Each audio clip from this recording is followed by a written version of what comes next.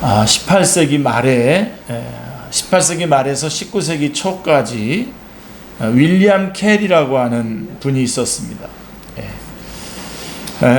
윌리엄 캐리는 20대에 영국에서 인도로 선교사로 나갑니다. 그리고 그곳에서 복음을 전하는 일에 평생을 헌신했습니다. 그의 명성은 영국에서 드높아졌고 사람들은 캐리 하면서 불렀습니다. 그에 대해서 얘기를 많이 했습니다. 수많은 후속 선교사들이 그를 이어서 선교사로 나갔고요. 역사가들은 그에게 근대 선교의 아버지라고 하는 영광스러운 이름을 붙여주었습니다. 자, 여러분, 그런데 정작 이 윌리엄 캐리 자신은 임종을 앞두고 친구에게 이렇게 말했습니다. 자, 내가 이 세상을 떠나게 되면 캐리에 대해서는 이야기하지 않도록 해주게나. 다만 캐리를 구원해 주신 분에 대해서만 이야기를 하도록 해주게나. 나는 오직 그리스도께서만 존귀되기를 원하네. 자, 우리나라에서도 몇 년 전에 개척해서 13년 4개월을 섬겼던 교회를 65세에 조기 은퇴를 하면서 한 목사님은 자신을 철저히 잊으라고 교인들에게 신신당부했습니다. 목사라는 한 개인에게 매인 신앙인이 되지 말고 예수님과 연합하여 주님의 몸된 교회를 섬기라고 하는 간곡한 메시지였습니다. 자, 그분의 고별 메시지는 교계에는 물론이고 우리 사회의 전반에 신선한 충격을 주었죠. 자, 캐리에 대해서 말하지 말라 그랬는데요. 오늘 우리는 말하고 있습니다. 어쩔 수 없이 캐리에 대해서 이야기하게 되고 철저히 잊으라고 했는데 잊지 못하는 이유는 아이러니하게도 그런 분들이 많지 않기 때문입니다. 모두가 다 그래야 되는데, 목회자라면, 선교사라면, 사역자라면 그런 사람이 많지 않기 때문에 내 얘기 하지 말라 그랬는데 지금 캐리 얘기를 하게 되는 거죠. 송영주 집사님이 오셨습니다. 자, 모든 사람들이 다 윌리엄 캐리처럼 그리고 그 목사님처럼 행동한다면 우리가 굳이 이분들을 기억하면서 이야기할 필요가 없죠. 바로 지금 현실에서 일어나고 있는 일이니까요. 그렇죠, 그런 일들이.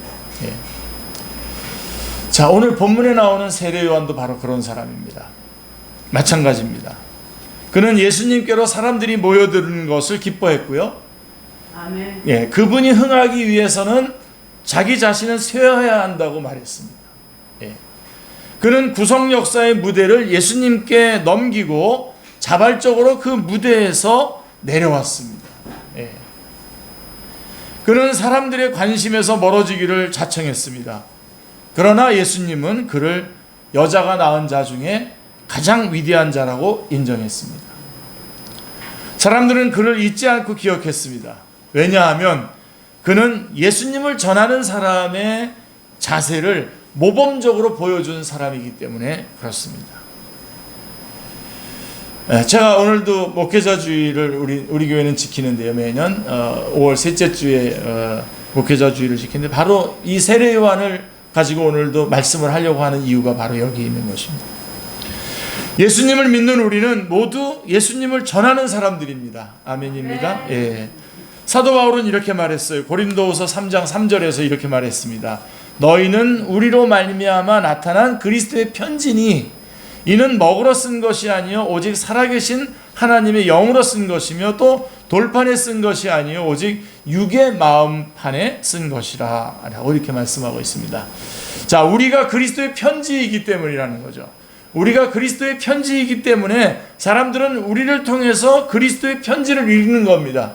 그러니까 우리가 굳이 그리스도를 말하지 않아도 우리의 존재 자체로 사람들은 우리에게서 그리스도를 읽고 전해 듣는다는 것입니다.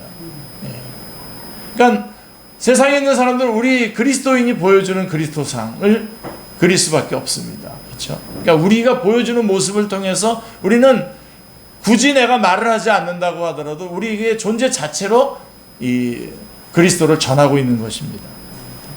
그런 의미에서 모든 그리스도인들은 예수님을 전하는 사람들입니다. 자, 그렇다면 우리는 어떤 자세로 예수님을 전해야 할까요? 이 시간 세례 요한을 통해서 자세히 배울 수 있기를 바랍니다.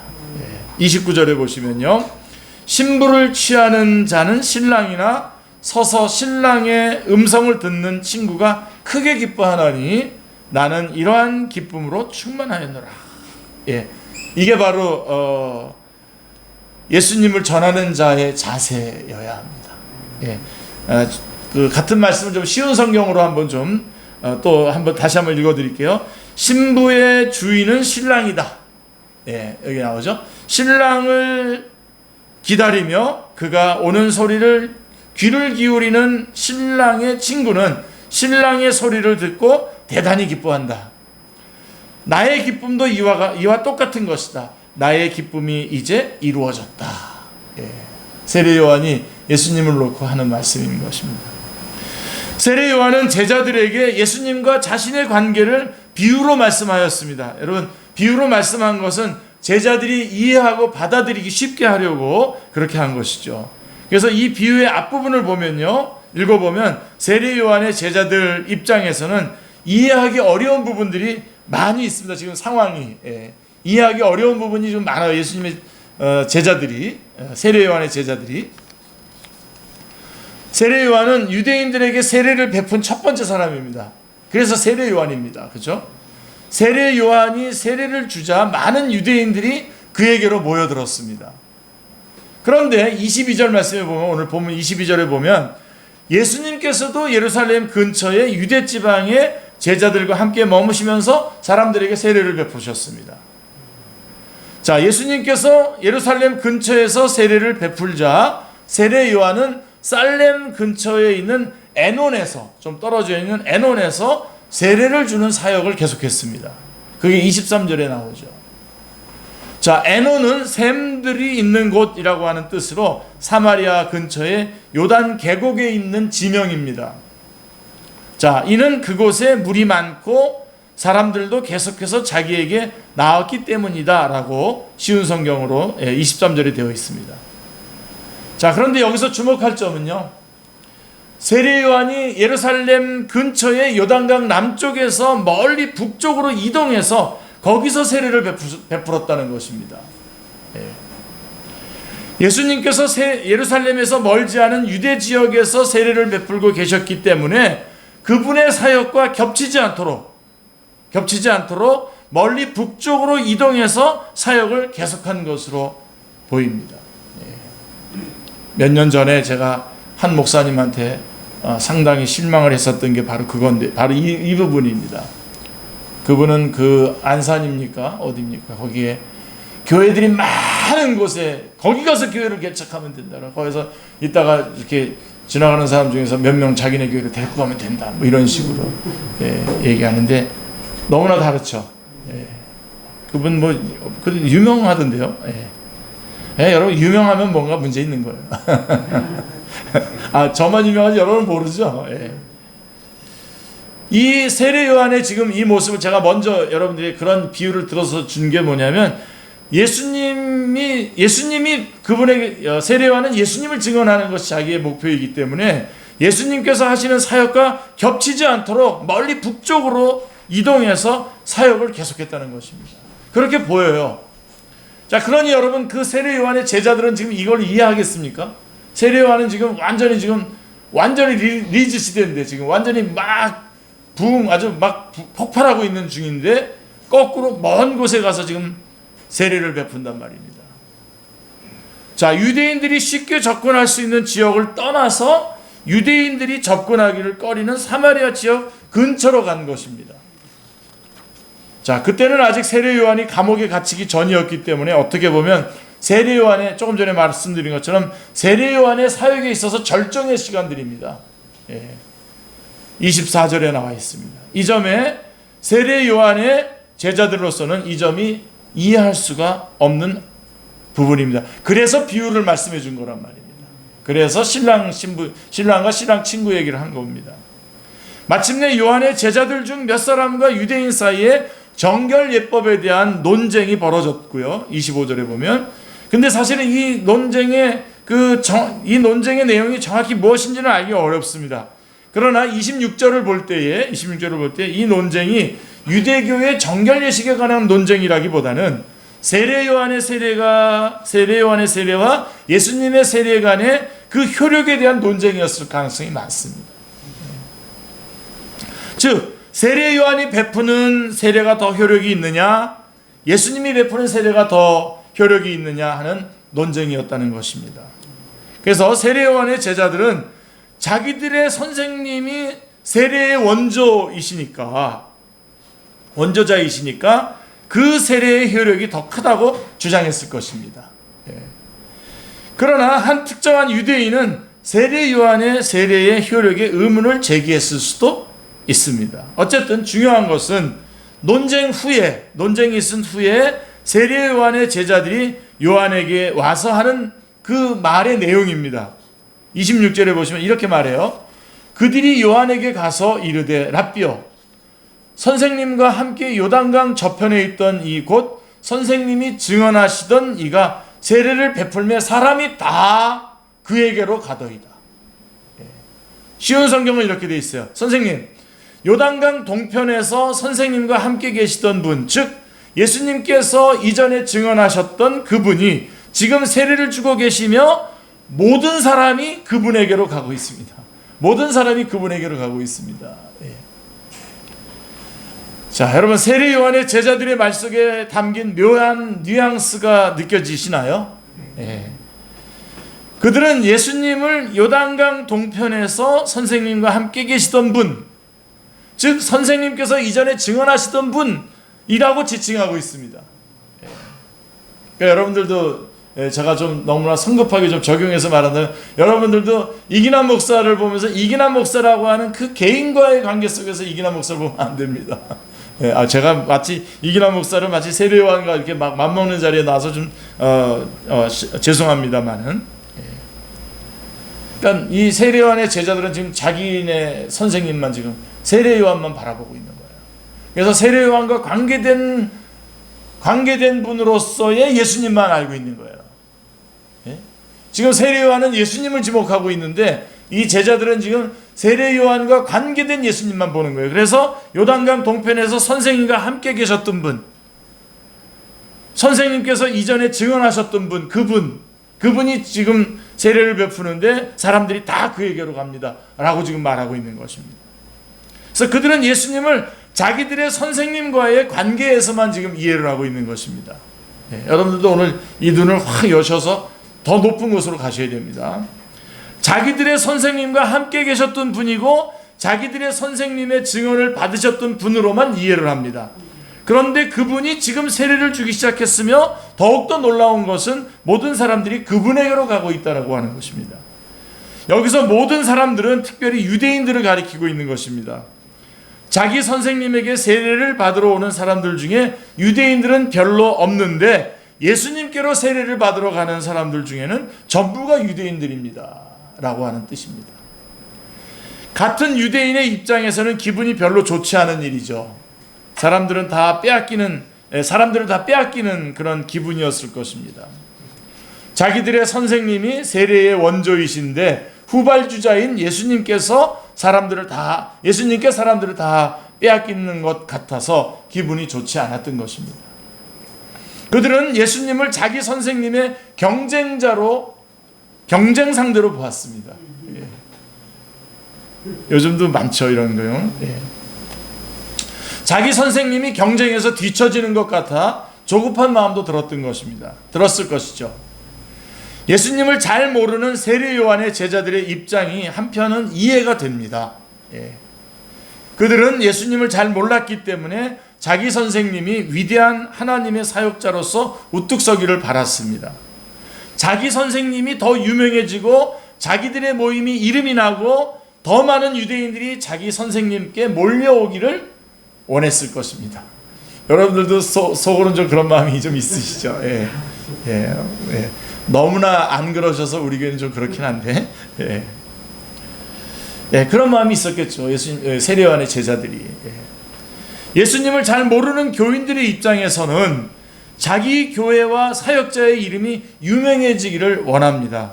그래서 어느새 내가 어느 교회 다닌다, 우리 목사님이 누구다 라고 이렇게 이름만 내세워도 만민이 알아주기를 원합니다. 그런 시대가 있었어요. 우리도 1900년대 1990년대부터 2010년까지 그런 시대가 우리 한국에서도 있었는데, 지금도 그래서 포스트 그 이름, 그 다음에 뒤를 이어서 그 이름을 내려고 하려다가 그 한계가 드러내는 사람들이 좀 많습니다만은. 그래서 자기 교회를 자랑하고 자기 교회의 목사님을 자랑하는 교인들이 의외로 많습니다. 제가 사실 이런 말씀들을 여러분에게 전하면서 이렇게 말하는 게 우리 축제교회에게 유리할까 유익할까 아닐까 얘기했는데, 그래도 해야 됩니다. 우리가 아직도 적을 때에 분명히 해둬야 됩니다. 그래서 이런 분위기에 편승해가지고 교회가 어떻게 되죠? 교회와 목사님이 브랜드화돼요. 정말 이거는 제가 지금 정말 마음속으로 피눈물 나게 지금 정말 대적하고 있는 부분입니다. 이건. 무슨 목욕탕 모임인가 그래가지고 자기네 교회는 큐티하는 교회 그래가지고 사람들을 다 해서 목사님들도 다 해가지고 우리 교회에 계셨던 분이 그 교회로 가셨어요. 근데 저한테 등록금 내드릴 테니까 그거 받으라고 가서 할 수 없이 제가 그 성도님 마음 아플까봐 제가 참여했다가 첫 시간 딱 듣고 딱 돌아왔어요. 다시. 완전히 이건 자기네 교회를 그렇게 브랜드화 해가지고 그거로 결국은 이유가 뭐냐면 모든 교회들에게 덕을 끼쳐가지고 모든 교회가 다 같이 부흥하고 다 같이 하나님 앞에 영광 돌리는, 그게 아니라 우리 교회 이런 교회다, 다 우리 교회로 오라는 거예요.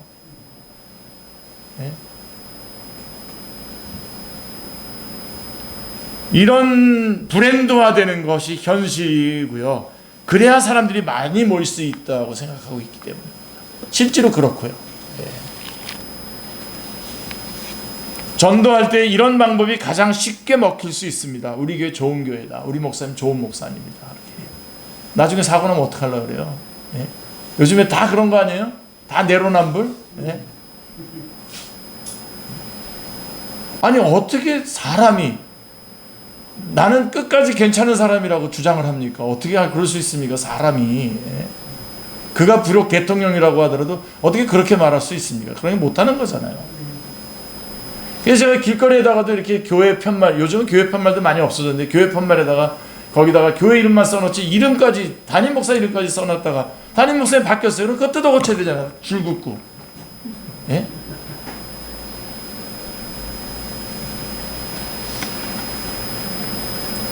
무슨 목사님 그러면 막 다들 사람들이 다 기독교가 그런 건 줄 알아요. 기독교가 그런 건 줄 알아서 그거 한번 벗겨내려면요, 벗겨내고 다시 복음을 전하려면요 참 어렵습니다.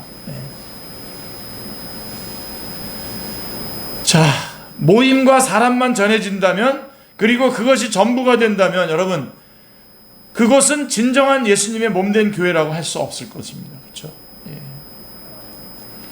세례 요한은 제자들에게 단호하게 말했습니다. 27절 28절에 보십시오. 요한이 대답하여 이르되 만일 하늘에서 주시지 않으면, 하늘에서 주신 바 아니면 사람이 아무것도 받을 수 없느니라. 내가 말한 바 나는 그리스도가 아니요 그의 앞에 보내심을 받은 자라고 한 것을 증언할 자는 너희니라. 자, 쉬운 성경으로 다시 말씀드려 볼게요. 요한이 대답했습니다. 하늘의 하나님께서 주시지 않으시면 사람은 아무것도 받을 수 없다. 너희들은 나는 그리스도가 아니며 그분보다 앞서 보냄을 받은 사람이다 라고 말한 것을 들은 증인들이다. 이 세례 요한의 제자들이 지금 바로 그 말을 듣고 있는 것입니다. 세례 요한은 예수님이 하시는 사역이 자신의 사역을 침해하는 것이 아니라 하나님께 받아서 하는 사역이라고 제자들에게 가르치고 있는 것입니다. 그리고 자신이 그리스도가 아니라고 하는 말을 다시 한번, 이거에 대해서 다시 한번 확실하게 확인합니다. 나는 그리스도가 아니다, 이렇게 확실하게 선언하고 있는 것입니다. 솔직하게 이렇게 나는 그리스도가 아니다라고 솔직하게 선언하고선 정말 실제로 그렇게 살아가려고 하는 목회자가 얼마나 많습니까? 얼마나 됩니까? 은근히 그리스도처럼 대해주면 자기가 그리스도가 돼가지고 자기가 하나님이 돼가지고 대접받고 다 받고 못할 말 다 하고 안 갈 때 갈 때 다 가고 그러지 않습니까?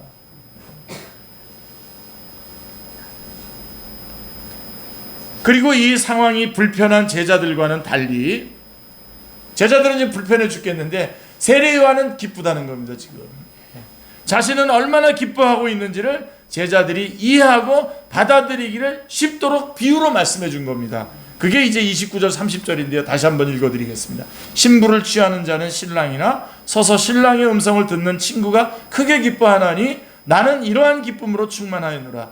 그는 흥하여야 하겠고 나는 쇠하여야 하리라 하니라. 다시요. 쉬운 성경으로요. 신부의 주인은 신랑이다. 신랑을 기다리며 그가 오는 소리에 귀를 기울이는 신랑의 친구는 신랑의 소리를 듣고 대단히 기뻐한다. 나의 기쁨도 이와 똑같은 것이다. 나의 기쁨이 이제 이루어졌다. 그분은 점점 더 위대해질 것이고 나는 점점 더 사람들의 관심에서 멀어지게 될 것이다. 얼마나 확실한 선언입니까? 이 비유에서 신랑은 예수님이시고 신부는 예수님께 가고 있는 사람들이고 신랑의 친구는 바로 세례 요한 자신입니다. 자, 신랑의 친구가 하는 일이 뭡니까? 신랑의 들러리로서 신랑의 결혼식을 위한 최선의 조력자입니다. 모든 준비를 다 해주는 거죠. 결혼식의 환경이 유쾌하고 기쁨이 넘칠 수 있도록 조성하는 일을 합니다. 그리고 마침내 신랑이 와서 신부를 맞아들이는 모습을 지켜보면서 기뻐하는 거죠. 예, 왜요? 자기 사역 이제 다 마쳤잖아요. 신부를 취하는 자는 신랑이며 결혼식의 주인공은 신랑과 신부이기 때문에 그렇습니다. 신랑의 친구는 주인공이 아닙니다. 예. 신랑이 등장하면 신랑의 친구는 그 모든 역할을 마치고 뒤로 물러나게 됩니다. 뒤로 물러나서 신부와 연합하는 신랑을 보면서 대단히 기뻐합니다. 세례 요한은 나의 기쁨도 이와 같다는 겁니다. 바로 이런 신랑의 친구가 갖는 기쁨이 바로 지금 세례 요한이 갖고 있는 그런 기쁨이라는 거죠. 자신이 하나님으로부터 받아서 세례를 주는 사역을 하는 것은 예수님께로 사람들을 인도하기 위함이었습니다. 이제 마침내 그 일이 이루어지고 있는 것을 보게 되었고 사람들이 예수님께로 가는 모습을 보면서 세례 요한은 대단히 기뻐하고 있습니다. 자, 이제부터 이제 그분은 점점 더 위대해질 겁니다. 예, 예수님은 점점 더 위대해질 것이고 자신은 점점 더 사람들의 관심에서 멀어지게 될 것이지만 그것은 그에게 슬픈 일이 아니라 대단히 기쁜 일이었습니다. 예. 이 부분을 목회자인 저뿐만 아니라 우리 성도님들이 이 부분을 정확하게 체킹하셔야 됩니다. 하나님께서 주신 일을 무사히 마쳤다는 증거이기 때문에 그렇습니다. 예. 자, 그런데 만일 상상하기도 힘든 일이지만 이 부분에서 여러분들이 한번 좀 심각하게 좀 이 부분을 좀 받아. 자, 상상하기 힘든 일이지만 이런 일이 있겠습니까? 거의 없죠. 거의 없는데 신랑의 친구가 신부를 탐내서 신랑과 대결 구도를 만든다든가 아니면 신랑을 배신해서 신부를 취해서 달아나 버렸다고 생각해 보십시오. 여러분 이런 일이 있겠어요? 가끔 나오나요 이런 얘기? 무슨 영화 그런 데 가끔 나오는 것 같은데 예. 아마 그렇다면 이 결혼식장은 아마 난장판이 됐을 겁니다. 난장판이 될 것이고 그런 사람은 신랑의 친구가 아니라 도둑이요 강도일 뿐이죠. 친구가 아니죠. 예. 자, 우리는 결혼식장에서 그런 일이 일어나리라고는 상상도 하지 않습니다. 그런데요, 그런 일은 너무나 끔찍한 일이기 때문에 그런 일을 상상하지 않는데요. 자, 그런데 영적인 일의 현장에서 어떤 사람이 양들의 우상이 되고 교회를 사유화하는 일이 벌어지는 데 있어서는 별로 끔찍하게 생각하지 않습니다. 그게 어느 정도로 끔찍한 일이냐면 결혼식장에서 신랑 친구가 신부를 데리고 도망가는 것과 똑같은 사건이란 말입니다. 영적으로 계산을 해보면 자기가 양들의 우상이 되고 그 다음에 교회를 사유하여 마음대로 움직여요. 여기다 땅 샀다가 팔았다가 해서 뭐 투기도 하기도 하고요. 뭐 제가 극한 예를 들었습니다만은 그렇게 해서 자기가 이렇게 이런 일을 벌이는 것에 대해서 우리는 끔찍하게 생각하지 않는다는 겁니다. 그게 어느 정도로 끔찍하냐면 신랑의 친구가 신부를 데리고 도망가는 것과 같은, 신랑의 신부를 데리고 도망가는 것과 같은 그런 끔찍한 일인데도 우리는 그렇게 처절하게 생각하지 않는다 이겁니다. 여러분, 우리 교회에서 그런 일이 안 일어났다고 해서 여러분 그냥 안심하고 있을 게 아니라 여러분 개인 안에서 이런 일이 일어날까봐 지금 다시 한번 바로 바짝 조이셔야 됩니다. 우리의 주인은 예수님입니다. 그리고 저나 여러분들은 서로 동력자고 신랑의 친구입니다. 신랑은 예수님이십니다. 이 부분에 대해서 우리가 자꾸만 흔들리지 않아야 됩니다. 그게 어느 정도로 끔찍한 일이냐면 바로 이렇게 끔찍한 일이란 말입니다. 그 사람이 자기가 개척자라고 하는 이유로, 그 사람이 평생에 헌신했다고 하는 이유로 신적인 존재로 받아들여지는 것에 대해서는 별로 끔찍하게 생각하지 않는다 이겁니다. 이런 일들로 인해서 주님의 몸된 교회가 병들고 주님의 편지가 세상 사람들에게 잘못 읽혀지곤 하는데도 말입니다. 우리는 주님의 편지인데 우리의 이런 모습 때문에 이런 모습 때문에 예수님이 어그러진 모습으로 세상에 증거되고 있는 것이다 라는 말입니다. 이런 일은 너무나 슬프고 안타까운 일입니다. 우리는 이런 일들이 얼마나 끔찍한 일인지 알아야 합니다. 뭐와 같으냐면요, 결혼식장에서, 다시 한번 설명합니다. 결혼식장에서 신랑의 친구가 신부를 빼앗아가는 일과 같은 끔찍한 일입니다. 제 원고에서 그 부분을 지금 새빨갛게 써놨어요. 새빨간 색깔로 써놨어요. 그런 끔찍한 일이 교회 안에 일어난다. 우리는 이런 일들을 경계해야 하고 이런 일들을 방관하는 영적 지도자를 분별하여 단호히 배척해야 합니다. 우리는 세례 요한처럼 주님의 백성들이 주님과 연합하는 일을 지켜보면서 기뻐할 수 있는 사람들이 되어야 하겠습니다. 할렐루야. 물론 신랑의 친구로서 그의 결혼식의 환경을 마련하는 데 열심히 수고해야죠. 많은 수고를 해야 됩니다. 이런 수고는 또 안 하고 이런 것만 또 비판하면 또 둘 다 웃기는 거죠. 내가 신랑의 친구로서 열심히 많은 수고를 하고 그리고 나서도 또 그 다음에는 어떻게 되냐면 신랑에게 모든 영광이 돌아가는 것 때문에 기뻐해야 되는 자리에 있어야 된다는 것입니다. 아멘.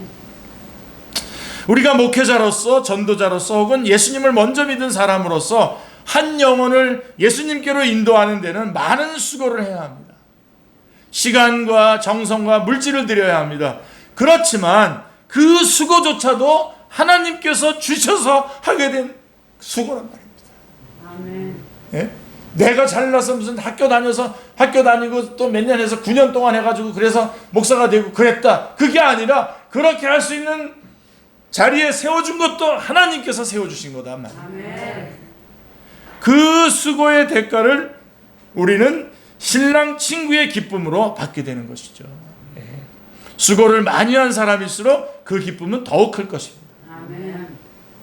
최근에 저는 한 선교사님이 이 코로나 때문에 돌아가셨어요. 돌아가신 소식을 듣고 돌아가시기 직전에 저희가 열심히 우리 카톡창에서 같이 열심히 기도를 했었던 그런 분이 계신데 돌아가셨어요. 그리고 그 아내는 지금도 그 같이 자기도 그런 걸려 있는데 충격받을까봐 아직 아내는 그것도 몰라요. 자기 남편이 죽은 것도.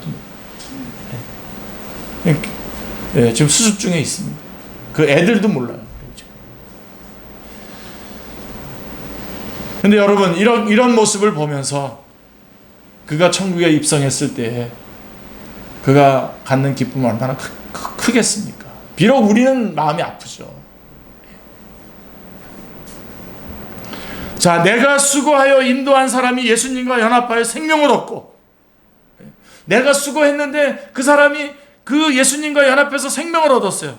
그 다음에 새로운 삶, 기쁘고 행복한 삶, 영원한 소망을 가지고 살아갑니다. 그리고 인생의 중요한 방향과 결정의 시기에 예수님과 주님과 의논하면서 선택하고 고난과 어려움을 당할 때 기도하며 믿음으로 헤쳐나가는 모습을 지켜보는 것만으로도 우리의 수고에 대한 충분한 보상이 주어진 것입니다. 아멘. 우리 송영주 집사님이 열심히 주님을 의지하면서 살아가는 모습을 보는 것만으로도 저는 저의 모든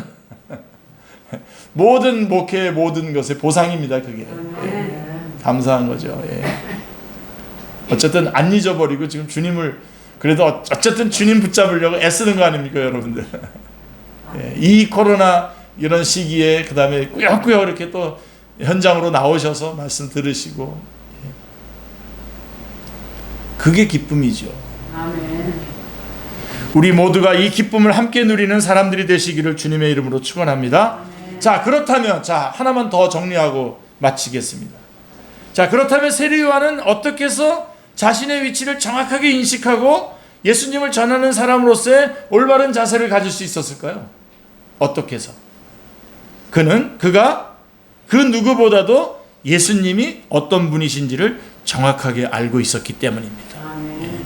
예수님이 누군지 여러분 정확하게 아셔야 됩니다. 아멘. 세례 요한이 이해한 예수님은 어떤 분이십니까? 예수님은 위로부터 오신 분입니다. 위로부터 오신 분이요 모든 것 위에 계신 분이십니다. 아멘. 그래서 예수님만이 하나님의 말씀을 참되게 전해주실 수 있는 분입니다. 아멘. 땅으로부터 온 사람은 땅에 속해서 땅의 일을 말한다고 했습니다. 그가 아무리 뛰어난 지혜와 능력을 가진 사람이라 할지라도 그의 지혜와 능력은 땅의 한계에 머무를 수밖에 없습니다. 그런데 이들 중에 예외적인 사람들이 구약시대에 있었죠. 그들은 하나님께로부터 성령님을 받아서 하늘의 일을 보고 들었던 구약의 선지자들입니다. 그들은 땅에 속한 사람들이었지만 하늘의 일들을 말할 수 있었습니다. 그러나 그들도 예수님에 비하면 한계가 있었습니다. 왜요? 하나님께서 그들에게 성령님을 한없이 주시지 않았기 때문입니다. 한없이는 주지 않으셨기 때문입니다. 그러나 그래서 그들은 제한된 범위 안에서 제한된 예언만 할 수 있었던 거죠. 예. 그러나 하나님은 예수님께 성령님을 한없이 주셨습니다. 예. 이것은 하나님께서 오직 아들을 통해서만 자신을 완전하게 계시하시고 드러내 보이셨다라고 하는 의미입니다. 오직 위로부터 오신 아들만이 하나님을 완전하게 드러내 보이신 분이시며 그분의 말씀을 전할 수 있는 분이십니다. 그분만이 하나님의 말씀 자체이시며 하나님의 헤세드, 사랑과 에메트, 진리가 충만하신 분이시며 예수님만이 하나님의 영광이시며 예수님만이 하나님의 본성을 그대로 보여주는 분이십니다. 아멘. 히브리서 1장 3절에 말씀하고 있습니다.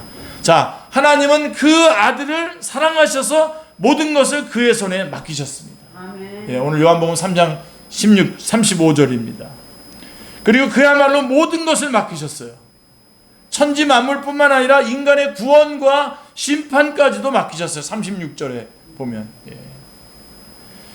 그래서 36절에 보면 이렇게 되어 있어요. 아들을 믿는 자에게는 영생이 있고 아들에게 순종하지 아니하는 자는 영생을 보지 못하고 도리어 하나님의 진노가 그 위에 머물러 있느니라 라고 말씀하고 있습니다. 생명 곧 영생은 아들 안에 있습니다. 예. 믿는 사람은 아들과 연합하여 마치 신부가 신랑과 연합하듯이 아들의 생명을 소유합니다. 그러나 믿지 않는 사람은 하나님의 아들을 거부함으로써 스스로 자신을 아들의 생명에서 멀어지게 합니다. 그 상태가 곧 하나님의 진노가 있는 상태입니다. 믿는 것과 영생, 믿지 않는 것과 진노는 현재적이지만 동시에 이것은 미래적이기도 합니다. 영생이 현재적인 것인 것과 동시에 미래적인 것처럼 진노 또한 현재적이며 동시에 미래적입니다. 자, 믿는 사람은 미래의 영생을 누릴 것이지만 지금도 영생을 누리게 됩니다. 아멘. 믿지 않는 사람은 미래에 하나님의 진노를 받을 것이지만 현재도 하나님의 진노 아래에 있는 것입니다. 그러므로 예수님이 어떤 분이신지 안다면, 이게 중요합니다, 여러분. 예수님이 어떤 분이신지 안다면 그 누구도, 그 어떤 사역자도 자신을 예수님과 대체하려고 하지 않을 겁니다. 다 예수님을 정확하게 알지 못하기 때문에, 예수님이 어떤 분이신지를 알지 못하기 때문에 자기 자신을 예수님과 대체하려고 하는 것이죠. 예수님이 어떤 분이신지 정확하게 안다면 그 누구도, 그 어떤 사역자도 자신으로 예수님을 대체하려고 하지 않을 것입니다. 예수님을 알아야 돼요. 우리 신학교 안에도 신학교에 가보면 신학교 안에서도 아직 예수님도 모르는 채 그냥 신학 공부하러 오신 분들이 많이 있습니다. 예수님의 지혜는 하늘에서 온 것이지만 자신의 지혜는 땅에 속한 것이라는 사실을 알기 때문에 세례요한은 예수님의 말씀은 하늘에서 보고 들은 것이지만 자신의 말은 땅에 속한 것이라는 사실을 알기 때문입니다. 그렇기 때문에 그 어떤 사역자도 예수님을 자신과 대체하지 않습니다. 예수님이 주시는 생명은 영생이지만 자신은 결코 영생을 줄 수 없다는 사실을 알기 때문입니다. 하나님의 아들이신 예수님께서는 구원과 심판의 권세가 있지만 자신에게는 아무런 권세가 없다는 것을 알기 때문입니다. 이것을 아는 사람이라면 어떻게 자신으로 예수님을 대체하려고 하겠습니까? 어떻게 해서라도 양떼들을 예수님께로 인도하려고 하지 않겠습니까? 어떻게 해서든지 이분이 예수님을 만나게 해야 돼. 예수님을. 나를 바라보는 게 아니라 나는 이제 점점 사그러지고 예수님을 만나게 해야 된다는 거죠.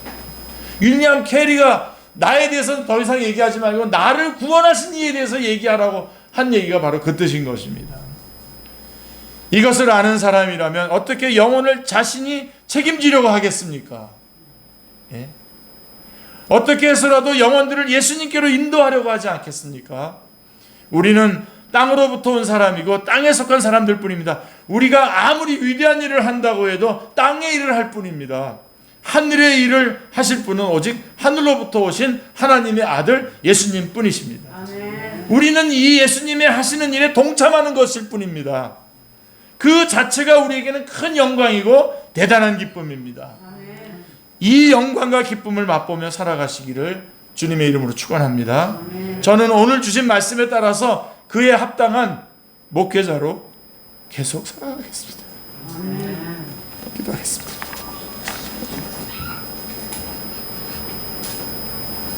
하나님 아버지, 예수님이 예수님이심에도 불구하고 그 예수님의 자리를 대체하면서 자기가 그 자리를 꿰차고 마음대로 하려고 하는 그러한 지도자들이 많이 홍수처럼 나와 있는 시대에 저희들이 살아가고 있습니다. 저와 또 우리 축제 식구들도 혹시 이런 상황에 유혹되어 그러한 상황을 이끌어가지는 않을지 저희들이 오늘 말씀대로 경계를 받고 정말 예수님이 영광받는 일을 보면서 점점점 그 모습이 사그러지면서 기뻐하는 그러한 복된 자리에 저희들이 다 설 수 있게 하여 주시옵소서.